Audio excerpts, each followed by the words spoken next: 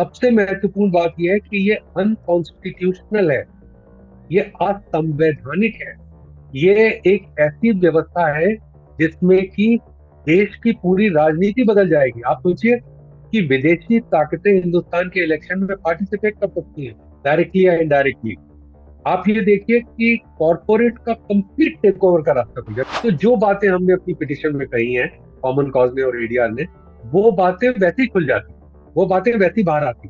तो सरकार ने एक बड़ा अच्छा रास्ता निकाला, फाइनेंस बिल के माध्यम से। यानी जब बजट पास किया जाता है तो फाइनेंस बिल होता है, उसके ऊपर बहस नहीं होती, और वो प्रस्तुत होता है, वो पास हो जाता है। तो उसके अंदर उसको घुसा दिया इस प्रकार से कि वो स्वतः ही पास हो जाएगा, इसके ऊपर बहस नहीं होगी और राज्यसभा नहीं जाएगी। तो अगर ऐसी कोई कंपनी जो सब अचानक जमीन पे आ गई और वो कहे कि मेरी पहले 25,000 करोड़ की वक़्त थी और अब मैं 200 करोड़ का रह गया हूँ, उसमें से 100 करोड़ मैं आपको दे देता हूँ और आप मुझे इससे बाहर निकालिए। तो ये जो डील मेकिंग होती है, ये जो दलाली की जाती है, ये बड़ी खतरनाक बात है। तो ये कॉरपोरेट्स के लिए एक अनप्रेसिडेंटेड, अनपैरेलल दरवाजा खोला। नमस्कार, मेरा नाम है जीशान कास्कर और आप देख रहे हैं द वायर। बीते गुरुवार को सुप्रीम कोर्ट ने एक फैसला दिया और चुनावी बॉन्ड योजना को असंवैधानिक घोषित करते हुए रद्द कर दिया। चुनावी बॉन्ड योजना 2018 में शुरुआत की गई थी। नरेंद्र मोदी की सरकार ने लाई थी ये योजना। इसके माध्यम से भारत में कॉरपोरेट कंपनियां और व्यक्ति राजनीतिक दलों को गुमनाम दान दे सकते थे। सरकार का कहना था कि ये योजना राजनीतिक दलों के डोनेशंस में पारदर्शिता यानी ट्रांसपेरेंसी लाएगी। वही जो इसके लोग विरोध में कह रहे थे वो इसके बिल्कुल विपरीत कह रहे थे। तो जो लोग विरोध में थे, जिन लोगों ने याचिका दायर की थी, उनमें से एक है विपुल मुदगल जी। ये एक जर्नलिस्ट रहे हैं, बहुत सालों पहले जर्नलिज्म में काम किया। उसके बाद डेमोक्रेटिक राइट्स के लिए हमेशा अपनी आवाज बुलंद करते आए हैं। आज इस वायर के खास इंटरव्यू में विपुल मुदगल जी का मैं स्वागत करता हूँ। थैंक यू विपुल सर, आपने आपका समय दिया इस इंटरव्यू के लिए। और सबसे पहला सवाल सर, मैं आपसे यही जानना चाह रहा हूँ कि इस जो ये कल सुप्रीम कोर्ट का जो डिसीजन था, उसमें कुछ सिग्निफिकेंट चीजें क्या थी, जो कि आप सालों साल से जब जब से 2018 के बाद से आप एडीआर और बाकी संस्थान भी कहते आ रहे हैं, लेकिन इसमें कुछ सिग्निफिकेंट कल की रूलिंग्स में क्या ऐसी चीजें थी जो स्पष्ट तरीके से ये जो इलेक्टोरल बॉन्ड्स की स्कीम थी, इसको एक इंस्टीट्यूशनलाइज करप्शन हम जो कह रहे हैं, ये क्यों कह रहे हैं? इसका एक आसान तरीके से हमें बता दीजिए सर। देखिए, पहले तो मैं आपको धन्यवाद करता हूँ कि आपने हमें यहाँ पे बुलाया। पर मैं ये बात साफ कर दूं कि मैं पिटिशनर नहीं हूँ, मेरी संस्था कॉमन कॉज पिटिशनर है। तो इसमें दो मुख्य पिटिशनर थे और दो पिटिशनर्स ने बाद में ज्वाइन किया था। तो जो दो मुख्य पिटिशनर थे वो थे association for democratic reform, ADR, और कॉमन कॉज। तो कॉमन कॉज एक संस्था है जो कि 1980 से गवर्नेंस रिफॉर्म के ऊपर काम कर रही है, और मैं उसका निदेशक हूँ इस समय। और बहुत सारे पब्लिक इंटरेस्ट लिटिगेशन जो बड़े भारतवर्ष में हुए हैं पिछले 40 साल में, उसमें से बहुत बहुत से जो पिटिशन ऐसे हैं जो कॉमन कॉज ने किए हैं। तो इसमें जो कल का फैसला था वो हमारे लिए एक बहुत बड़ा ऐतिहासिक फैसला है। और मुझे ऐसा लगता है कि जो 7 दशकों में, 70 72 75 साल के जो भी प्रजातंत्र में सबसे ज्यादा अगर कोई रिग्रेसिव और सबसे ज्यादा पीछे देखने वाली अगर कोई योजना नीति बनी है, सबसे ज्यादा खतरनाक और नुकसान पहुंचाने वाली जनतंत्र को, तो वो इलेक्टोरल बॉन्ड स्कीम है। क्योंकि उसके हिसाब से न सिर्फ आप पारदर्शिता और जो जवाबदेही होती है उसको नष्ट करते हैं, लेकिन साथ के साथ आप देश के इलेक्शंस को पूरी तरह से बिग कॉर्पोरेट के हाथ में सौंप देते हैं। तो ये जो बहुत बड़ा फैसला है, और सबसे बड़ी बात यह है कि कॉन्स्टिट्यूशनल बेंच का फैसला है। तो 5 जजेस की जो कॉन्स्टिट्यूशनल बेंच है, headed by the chief justice of India, तो उसका अपना एक गुरुत्व है कि इतना बड़ा फैसला, इतना महत्वपूर्ण फैसला, जो कि बहुत सोच समझ के, बहुत समय लगा इसमें। और ये भी कहना उचित होगा कि बहुत समय तक ऐसा लगता रहा कि शायद कोई कारण है जिसकी वजह से ये केस नहीं उठाया जा रहा। एक से एक बाद के केस आए जो कि उतने महत्वपूर्ण नहीं भी लग रहे थे हमें, वो लग गए केसेस, और ये केस नहीं लगता रहा। लेकिन फिर भी जब कोर्ट ने फैसला दिया पहले कॉन्स्टिट्यूशनल बेंच को पहुंचाया और उसके बाद उन्होंने कहा ये अनकॉन्स्टिट्यूशनल है, और इसमें जो पूरी स्कीम है, इलेक्टोरल बॉन्ड स्कीम, उसको उन्होंने रद्द कर दिया। तो मेरे हिसाब से ये सभी लोग कह रहे हैं कि ये एक बहुत बड़ा फैसला है। अब इसमें जो एक एक छोटी छोटी चीजें हैं जो पूरे फैसले में आती है, वो आप इस प्रकार से देख सकते हैं कि उसमें प्रेयर क्या थी, क्या मांगा गया था। हम लोगों ने जो ओरिजिनल पिटिशनर थे, जी एडीआर और कॉमन कॉज, हमने कहा था कि ये फर्स्ट एंड फॉरमोस्ट, इसमें ये नहीं है कि आप ये सुधार कर दीजिए या वो सुधार कर दीजिए। सबसे महत्वपूर्ण बात यह है कि ये अनकॉन्स्टिट्यूशनल है, ये असंवैधानिक है। ये एक ऐसी व्यवस्था है जिसमें कि देश की पूरी राजनीति बदल जाएगी। आप सोचिए कि विदेशी ताकतें हिंदुस्तान के इलेक्शन में पार्टिसिपेट कर सकती हैं, डायरेक्टली या इनडायरेक्टली। आप ये देखिए कि कॉरपोरेट का कंप्लीट टेक ओवर का रास्ता खुल गया। मतलब कॉरपोरेट का रास्ता वैसे ही खुला हुआ है पहले से, लेकिन कंप्लीट नहीं है। और उसमें भी ऐसी कंपनियां जो शेल कंपनियां हैं, और जो जो बहुत जिनका कोई अता पता अच्छी तरह से नहीं है, जो सिस्टम को होना चाहिए, उस तरह के लोग भी इसमें हिस्सेदारी करते हैं। तो इसमें और बहुत सारी चीजें हैं। उसके हिसाब से ये एक बहुत बड़ा फैसला है और बहुत जरूरी फैसला है। और इस पे आप बाद में चर्चा करेंगे कि इससे पूरा ऐसा नहीं है पूरा इलेक्शन साफ सुथरा हो जाएगा, लेकिन यह है कि एक जो बहुत गलत चीज हो रही थी वो कम से कम होने से रुक जाएगी। जी सर, जैसे कि आप कह रहे थे कि बड़ी कॉन्स्टिट्यूशन बेंच का फैसला है, ना कि इस चंद्रचूड़ सर की बेंच का, बट इसके पिछले जो जस्टिस चीफ जस्टिस थे उनको भी साइट किया गया। और सर मेरा आगे बढ़ते हुए आपको ही सुन रहा था मैं, तो ये इलेक्टोरल बॉन्ड स्कीम थी, इसके तहत जो जो कॉरपोरेट कंपनी जो कि लॉस मेकिंग भी है, उसको भी डोनेट करने का प्रयास था। तो ऐसे ऐसी ऐसी कौन सी चीजें, कुछ ऐसी चीजें आप बता सकते हैं हमारे दर्शकों के लिए कि एकदम ही मतलब जो कहते हैं आउट ऑफ द वर्ल्ड थी, जो कि इसके बारे में सोचा भी नहीं जा सकता कि ऐसा कुछ एक लॉ में तब्दील हो सकता है इस तरीके का। ऐसी क्या कोई चीजें थी? देखिए, पहली बात तो ये थी कि उसका जो स्टेटेड ऑब्जेक्टिव था, जो उसका कथित जो उद्देश्य था, वो ये था कि इलेक्शन को साफ सुथरा बनाया जाए। मतलब बिल्कुल ठीक उल्टा जो वो कर सकता था उसके बजाय। तो उसमें ये बात सही है और ये कहनी चाहिए कि जो पेमेंट स्वीकार होगा वो डिजिटली या चेक के द्वारा स्वीकार होगा। ये बात सही है। और सरकार इसी के आड़ में बाकी सभी सभी तो जो कुछ कह रही है, वो लगातार यही कह रही है कि भाई देखिए हमने तो डिजिटल कर दिया, हमने तो ये कर दिया। लेकिन उसमें अगर जब आप बारीकी से देखेंगे तो आपको ये पता लगेगा कि नहीं, ये डिजिटल के नाम पे इन्होंने, ये कोर्ट ने भी कहा है कि इंफॉर्मेशन को छुपाने का रास्ता खोल दिया, वह बनाने का नहीं।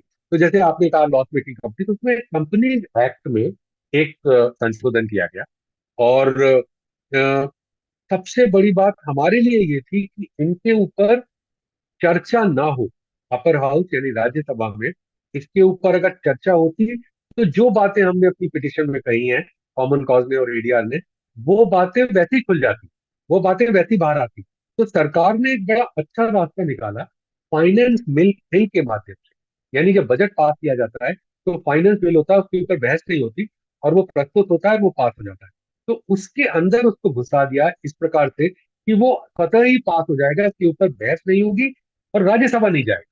तो ये जो मुद्दा आप पूछ रहे हैं, ये अगर राज्यसभा में जाता तो कोई गुंजाइश नहीं है कि ये मुद्दा सामने नहीं आता। तो ये मुद्दा ये है कि कॉरपोरेट को इलेक्शन में, जो बड़े बड़े का बहुत बड़े कॉरपोरेट हैं, मतलब उनको इलेक्शन में दखल कायदे से तो होनी ही नहीं चाहिए, लेकिन अगर होगी भी तो उसके ऊपर कुछ कंडीशंस होनी चाहिए।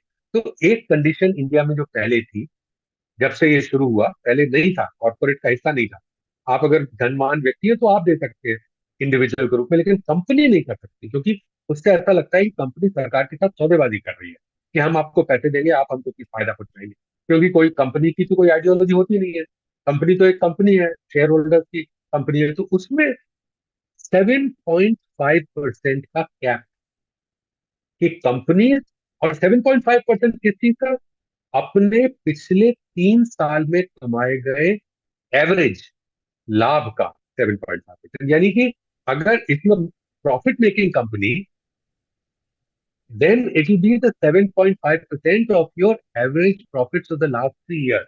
यानी कि विच मैं मीन्स सही कि समझूं आप सर, अगर, सॉरी सर, यानी सही अगर मैं समझूं तो 7.5% अगर आपका मतलब आपके प्रॉफिट का केवल 7.5% ही आप डोनेट कर पाओगे।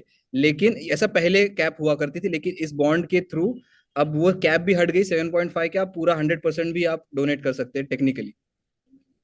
जी। दूसरी बात, और जी। दूसरी बात यह है कि चूंकि उसमें जैसे आपने कहा लॉस मेकिंग कंपनी, तो उसमें यह है कि प्रॉफिट वाला वो हट गया कि आपके प्रॉफिट का, तो इसका मतलब कि अगर आप लॉस मेकिंग कंपनी है, लगातार घाटे में चल रहे हैं, मान लीजिए कि एक 10,000 करोड़ की कंपनी अभी चल रही भारत में, कुछ ऐसी फिनटेक कंपनीज है जो कि सडनली जो है आसमान से जमीन पे, तो अगर ऐसी कोई कंपनी जो अचानक जमीन पे आ गई और वो कहे कि मेरी पहले 25,000 करोड़ की वक़्त थी और अब मैं 200 करोड़ का रह गया हूँ, उसमें से 100 करोड़ मैं आपको दे देता हूँ और आप मुझे इससे बाहर निकालिए।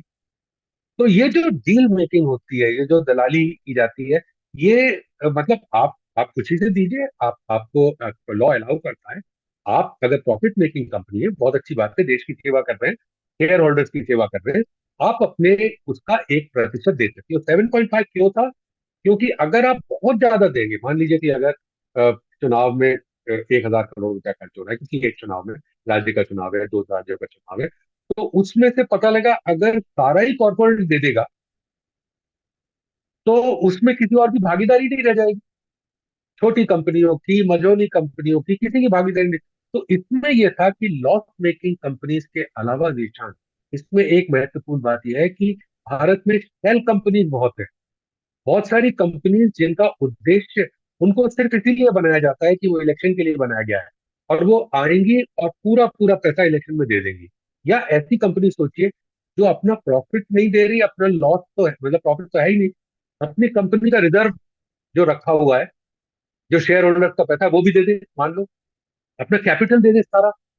तो आप मतलब अगर आपने ये हटा दिया प्रॉफिट वर्ड, तो ये बड़ी खतरनाक बात है। तो ये कॉरपोरेट्स के लिए एक अनप्रेसिडेंटेड, अनपैरेलल दरवाजा खोला, और मतलब जो कहना चाहिए कि एक तरह से take over of the corporate, मतलब कॉरपोरेट्स का स्वागत है, आप अगर मतलब सदिच्छा से देना चाहें और आप इस हैसियत है आपकी देने की, तो आप दीजिए, लेकिन आप टेक ओवर तो नहीं कर लेंगे ना पूरे देश के चुनाव को। तो ये इसमें होने की संभावना थी, जिसको कोर्ट ने बहुत अच्छी उसकी संज्ञान भी लिया है और उसके ऊपर टिप्पणी भी की है। और हालांकि पूरा मतलब 235 पेज जिस तरह पढ़ने चाहिए वो मैंने अभी नहीं पढ़े, लेकिन इस पे अच्छी सार्थक शार्प ओके। टिप्पणी टिप्पणी उन्होंने की है और कहा ये गलत। ओके सर, जैसे आपने बहुत ही अच्छे से और आसान भाषा में एकदम हमें बता दिया कि कैसे ये जो इलेक्टोरल बॉन्ड्स की स्कीम थी वो एक तरीके से कॉरपोरेट दलाली को लेजिटिमाइज करने वाली एक स्कीम थी। सर, दर्शकों के लिए मैं बताना चाहता हूँ कि सुप्रीम कोर्ट ने अपने दिशा निर्देशों में ये भी कहा है कि जो नंबर्स है वो 13 मार्च तक पब्लिक किए जाए, और जो डोनर्स है एज वेल एज रिसीवर्स यानी पॉलिटिकल पार्टी कौन सी थी और कौन व्यक्ति या कंपनी थे, वो 13 मार्च तक ये रिवील हो जाए। साथ ही साथ मैं ये भी बताना चाहूँ कि अभी तक जो आंकड़े सामने आए हैं उस हिसाब से ये पता चलता है कि लगभग, अगर मैं गलत नहीं हूँ तो 54% इलेक्ट्रल बॉन्ड्स जितने ओवरऑल थे, तो 100% में से 54% अकेले बीजेपी को गए, और वो आंकड़ा लगभग 6,500 करोड़ से भी ज्यादा का है। तो कहीं ना कहीं ये बात जो एडीआर और कॉमन कॉज जैसी संस्थाएं आर्ग्यू कर रही है कि रूलिंग पार्टी को इसका फायदा होता है, तो नंबर्स भी इसका प्रमाण देते हुए हमें नजर आ रहे हैं। सर, आगे मैं आपसे पूछना चाह रहा हूँ कुछ एक दो सवाल, ज्यादा नहीं, बस इलेक्शन कमीशन के संदर्भ में पहला सवाल मेरा ये है कि क्या अब इतने निर्देश आने के बाद इलेक्शन कमीशन अपनी ड्यूटी निभाएगा और 13 मार्च तक ये जो पब्लिक करना है उनको, ये सारे नंबर्स और प्रीवियस नंबर्स भी पब्लिक करेगा, और फिर उसके परिणाम क्या हो वो सकते करना चाहिए, मेरे को मुझे मुझे मुझे लगता है करेगा, और मतलब अगर कोर्ट का आदेश, कॉन्स्टिट्यूशनल बेंच का आदेश है, तो वो तो उन्हें करना पड़ेगा, तो वो करेंगे। और वो उतना महत्वपूर्ण है जरूर, लेकिन उतना नहीं है। देखिए वो निरस्त हो गई, ये बहुत बड़ी बात है, लेकिन इसमें एक बात बहुत जरूरी है हमारे लिए समझना, कि हमें थोड़ा सा दलगत राजनीति से ऊपर उठना पड़ेगा। जो भी जहां पे सत्तारूढ़ पार्टी है उसको फायदा होता है। देखिए अगर जैसे तेलंगाना में है, या वेस्ट बंगाल में है, या किसी और जगह पे अगर विपक्ष की सरकार है, तो उनको भी फायदा होगा। तो क्विड प्रो को, और ये हटने के बाद भी वो एक पोजीशन ऑफ पावर उनकी समाप्त नहीं होती।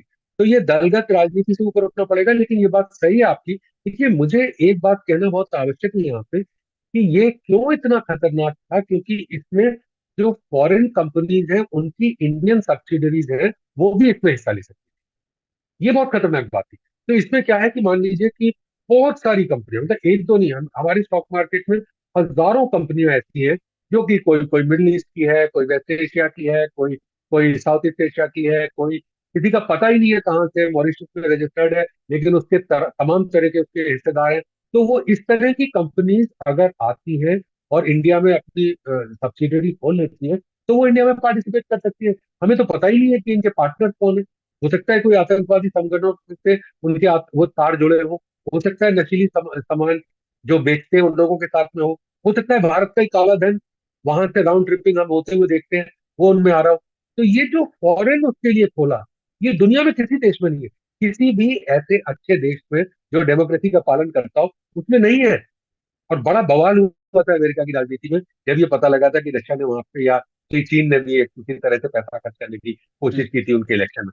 तो ये जो दरवाजा खुला था इसका भी संज्ञान फोर्स ने लिया है और इसको भी उन्होंने निरस्त किया है। जी तो अब जो आप कह रहे हैं कि इलेक्शन कमीशन का, तो उनसे पूरी उम्मीद है, उनके अगर वो नहीं करेंगे तो एक तरह से कंटेम्प्ट ऑफ कोर्ट होगा और बहुत कम टाइम बचा है। लेकिन कोर्ट ने अच्छी बात ये की है, स्पेसिफिक डेट दी है कि इस डेट तक आपको ये नंबर देने हैं। अब उसमें अगर कोई चालाकी करना चाहे तो वो ये कर सकता है कि उस फॉर्मेट में ना दे जिस फॉर्मेट में लोगों को सीधा सीधा समझ में आता है। लेकिन चिंता नहीं न कीजिए, जैसे एडीआर जैसी संस्थाएं जो है वो यही काम करती है। उनको जो कठिन चीजें हैं उनको सरल बनाती है, तो वो सरल बना के लोगों के सामने पेश कर देंगी कि जी कैसे हुआ और क्यों हुआ।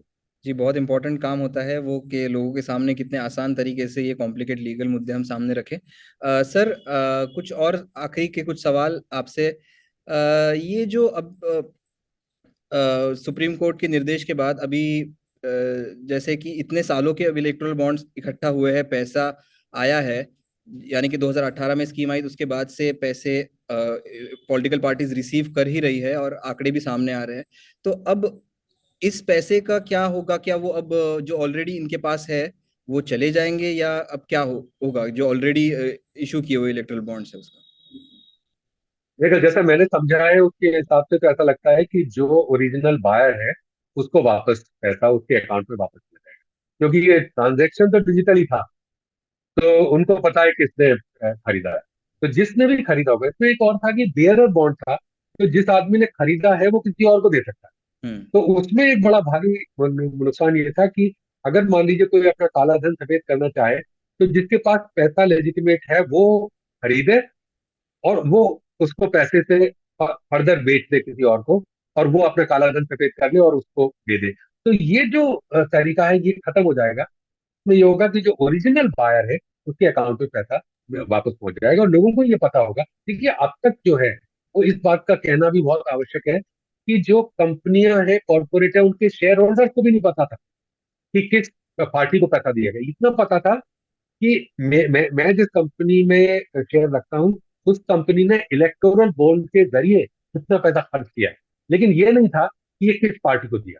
तो हम्म। जिससे ये क्विड प्रो क्वो कहते हैं, ये पता लगे कि आपने पैसा पार्टी को दिया लेकिन पार्टी ने आपको क्या दिया बदले में।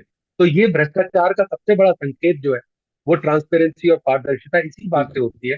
तो ये क्विड प्रो क्वो, और कोर्ट ने ये कहा है कि ये जानने का हक सबको है। और ये भी मतलब एक दो राइट्स एक दूसरे से टकरा रहे थे कि प्राइवेसी ज्यादा बड़ी है या लोगों का राइट जानने का। इसमें कोर्ट ने कहा जानने का ज्यादा बड़ा है क्योंकि इससे सीधा संबंध इलेक्शन के साथ में है। तो वो जो चॉइस है रिप्रेजेंटेशन ऑफ पीपल्स एक्ट में भी संशोधन किया गया है, तो वो जो संशोधन भी उन्होंने निरस्त कर दिया है। तो हम्म। वो एक बहुत बड़ी बात है, तो उसकी पालना तो मेरे ख्याल सभी एजेंसी को करनी पड़ेगी। बिल्कुल सही सर। इसलिए ट्रांसपेरेंसी होना स्पेशली पॉलिटिकल फंडिंग में बहुत ज़रूरी है और आप इतने सालों से इसके लिए आवाज़ भी उठा रहे हैं। लेकिन अगर हम इस स्कीम को अगर साइड में भी रखें, 2018 के पहले का अगर सिनारियो हम इमेजिन करें, तो तब भी अगर हम एक ग्राउंड लेवल पे अगर देखते हैं तो हमारे यहाँ पर जैसे ओपनली कुछ पॉलिटिशियंस कहते हैं, कांग्रेस वाले से कल ही मैं बात कर रहा था कि लोग तो मतलब लोग खुद ही पैसे मांगने लग गए हैं अब, और जो लिमिट सेट की है 75 lakhs की या 40 lakhs की इन टर्म्स ऑफ विधानसभा, तो वो लिमिट तो बहुत आसानी से हर कॉन्स्टिट्यूंसी में क्रॉस हो रही है। तो इसके लिए कोई कोई ऐसे पुख्ता कुछ चीजें हो सकती है क्या, ये ऐसे ही रहेगा? नहीं, इसमें उसमें सबसे महत्वपूर्ण रहेगा तो ये ऐसे ही उससे थोड़ा बहुत ऊपर नीचे तो लोग कर सकते हैं। जिस देश में काला धन इतना चलता हो तो वहां पे, या फिर आप जैसे अगर वोटर कोई अखबार के अंदर रख के पैसे दे रहे हैं तो उसका कौन हिसाब दे पाएगा। तो थोड़ा बहुत ऊपर नीचे होगा, लेकिन हमारा यही इसमें भी यही था कि कॉर्पोरेट के लिए जो फ्लड गेट मत खोलो।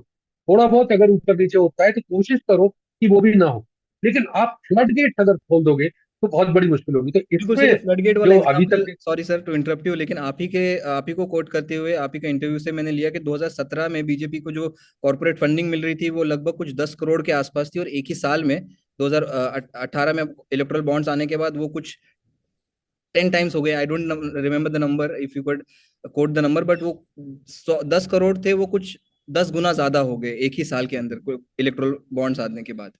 जी सर, कंटिन्यू सर।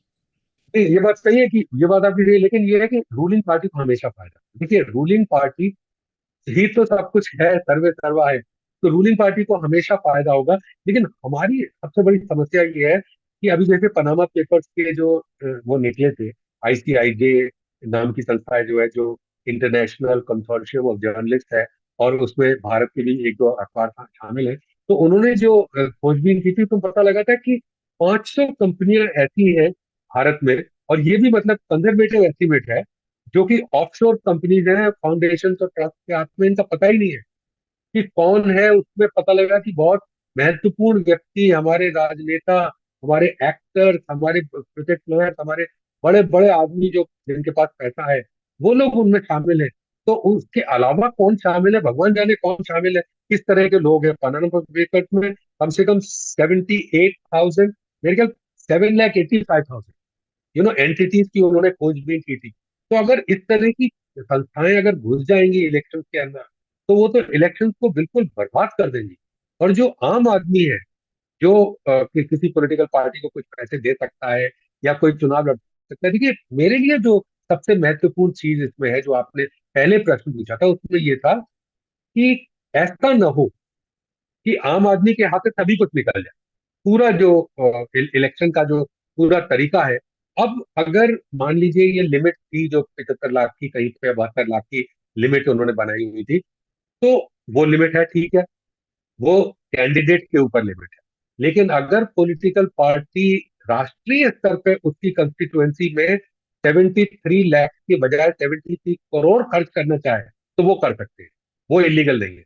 तो यानी कि उस कंस्टिट्युएंसी को इतना महत्वपूर्ण सारी पार्टियां बना देती है, जहां से उनके अध्यक्ष वगैरह खड़े होते हैं, और वहां पे केंद्रीय पार्टी 10 गुना ज्यादा पैसा खर्च करती है। तो उन सब चीजों में सुधार होने की बहुत ज्यादा गुंजाइश है। लेकिन जब तक ट्रांसपेरेंसी और अकाउंटेबिलिटी नहीं होगी, तक आम आदमी के हाथ से जो है वो एक तरह से इलेक्शन का प्रोसेस निकल रहा ओके सर, आपकी बातें बहुत ही थॉट प्रोवोकिंग है और ये डिस्कशन आगे बढ़ाने वाली ही बातें हैं, और आई डोंट थिंक इस निर्णय के बाद भी ये डिस्कशन कभी थमेगा, ट्रांसपेरेंसी का और money in politics and political parties. So thank you so much sir, आपने हमें समय दिया और बहुत ही आसान भाषा में हमारे व्यूअर्स को एक्सप्लेन किया कि क्यों ये इलेक्टोरल बॉन्ड का जो जजमेंट था इतना ऐतिहासिक माना जा रहा है। धन्यवाद सर, बहुत बहुत शुक्रिया आपका। है। बहुत बहुत धन्यवाद। द वायर के और वीडियोस देखने के लिए सब्सक्राइब करें और बेल आइकन पर क्लिक करें। स्वतंत्र पत्रकारिता की आर्थिक मदद करने के लिए डिस्क्रिप्शन में दिए गए लिंक पर जाएं और अपनी राशि चुनें।